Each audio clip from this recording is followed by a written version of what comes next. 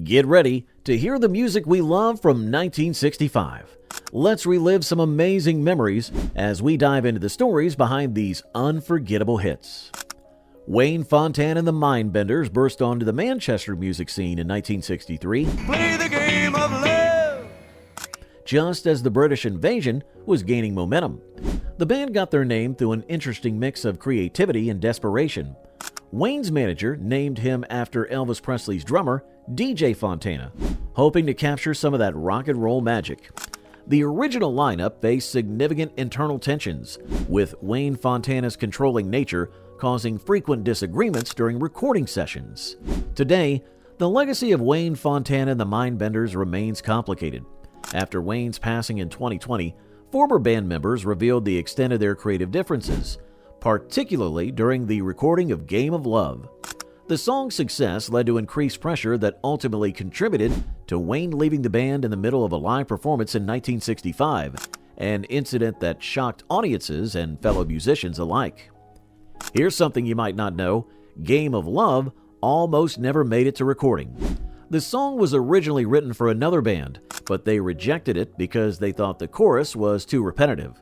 Wayne Fontana heard it by chance when visiting the publishing company and immediately knew it would be a hit. He was right.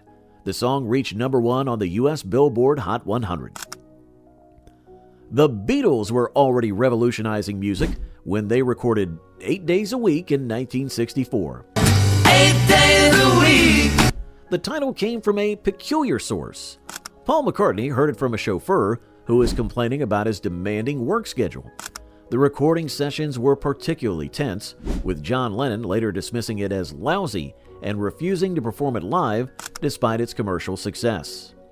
The band's relationship with this song has evolved over time. Paul McCartney has since embraced it, performing it regularly in his concerts and sharing previously unknown details about its creation. The innovative recording techniques used, including the fade-in introduction, influenced countless future recordings and demonstrated the Beatles' willingness to experiment with conventional song structures.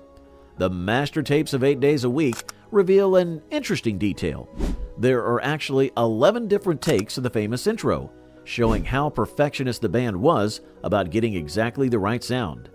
This attention to detail helped establish the Beatles' reputation for studio innovation. Roger Miller's King of the Road emerged from humble beginnings. King of the road.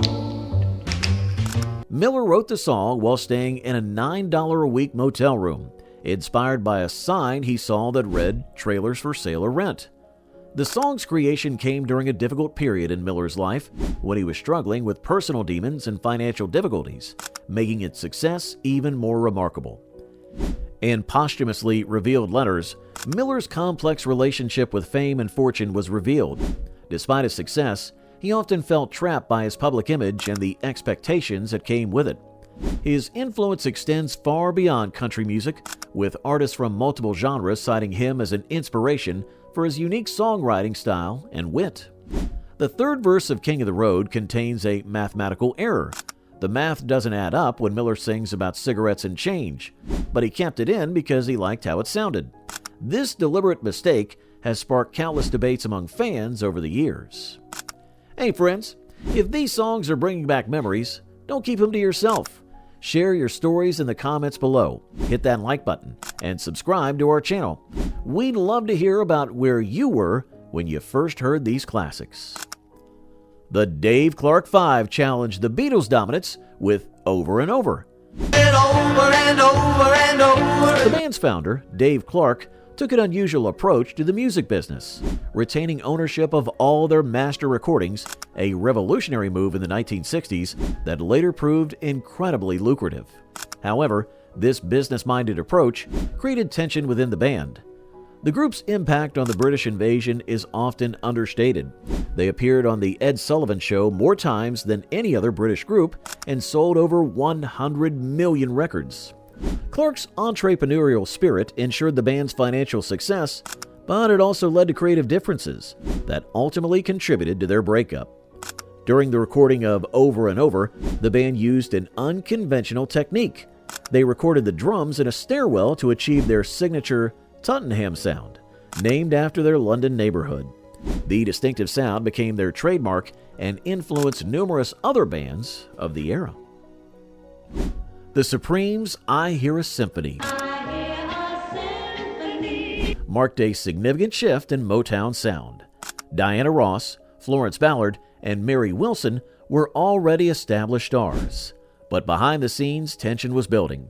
Berry Gordy's obvious favoritism towards Diana Ross created deep rifts within the group, affecting their personal relationships and professional dynamics.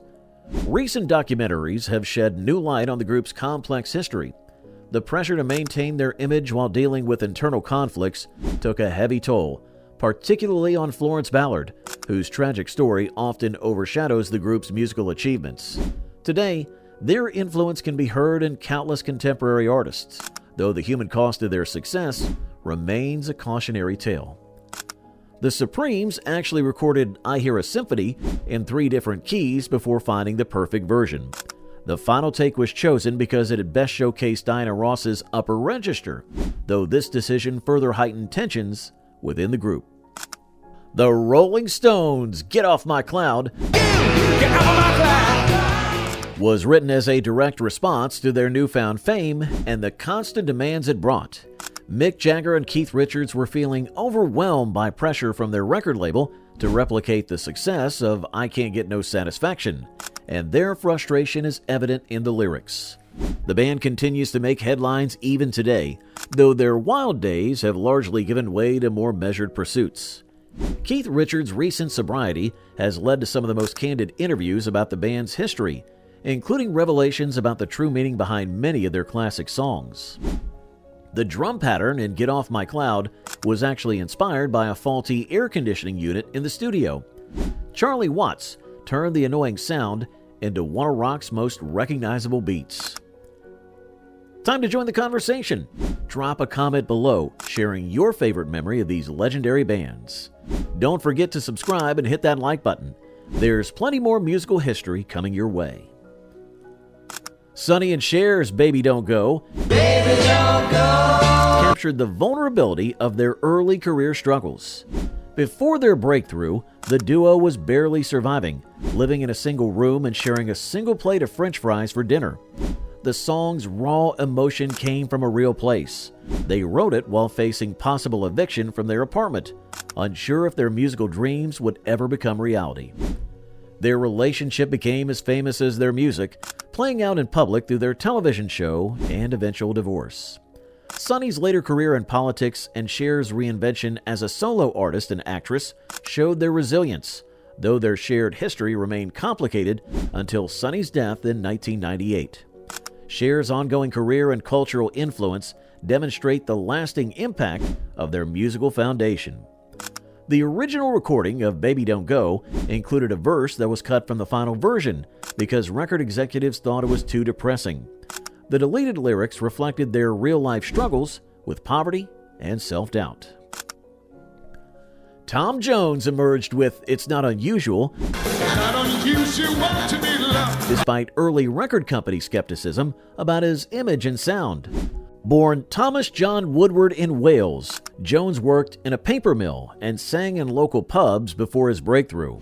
The song was initially offered to Sandy Shaw, but after hearing Jones's demo, she insisted he should record it himself, though she later admitted regretting this decision. At 83, Jones continues to perform and record, his voice remarkably preserved. Recent interviews reveal his complex feelings about his early sex symbol status and the Las Vegas years that followed. His willingness to adapt to changing musical styles while maintaining a signature sound has earned him respect across generations. During the recording session for It's Not Unusual, Jones sang with such power that he blew out 2 microphones. The studio engineers had to position him further away from the mic than any other singer they'd ever recorded. Fontella Bass brought gospel train power to Rescue Me. But her story reflects the darker side of the music industry. Despite the song's massive success, she had to fight for proper credit and royalties for decades. Bass wasn't originally even listed as a co-writer, though she had contributed significantly to the song's creation. After years of legal battles, Bass finally received her due recognition and royalties in the 1990s. Her experience became a cautionary tale about artist rights and led to changes in how royalties are tracked and paid. Though she passed away in 2012, her influence on soul music and artist advocacy continues to resonate. Legend has it that the famous "Hey, shout and rescue me" wasn't planned. Bass was frustrated after multiple takes and shouted spontaneously. The producers liked it so much, they just kept it in the final mix. The Beau Brummels developed just a little while playing regular gigs at San Francisco's El Cid Club, where they refined their distinctive sound that bridged British invasion and emerging folk rock styles. The band faced constant comparisons to the Beatles, partly because their manager deliberately chose a name starting with B to get their records filed near the Beatles in music stores. The band's influence on the San Francisco music scene is often overlooked, but they helped pave the way for the psychedelic era that followed. Their innovative blend of styles influenced countless West Coast bands, though commercial success proved elusive after their initial hits. Recent reappraisals of their work have highlighted their role in developing the California sound. The sophisticated chord progression in Just a Little came from guitarist Ron Elliott's jazz background. He originally wrote it as a bossa nova before transforming it into a rock song. The band's record label initially thought it was too complex for pop radio. Before we wrap up this journey back to 1965, take a moment to reflect on these incredible songs that have enriched our lives for 6 decades. Think about the memories they bring back and the people you shared them with. Be sure to hit that subscribe button. Share this video with friends who appreciate great music, and let us know in the comments which of these songs means the most to you. Your stories and memories will make our musical community much stronger.